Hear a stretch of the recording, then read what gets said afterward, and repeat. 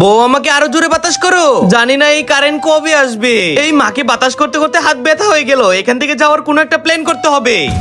Idea, মা আমাকে washroom যেতে হবে। তুইও, আপনিও। এখন আমি আরামে বাথরুমে বসে থাকবো, মাকে আর সেবাই করতে হবে না। খুশি ভাবি আর কতক্ষণ লাগবে? খুশি আমার আরো সময় লাগবে।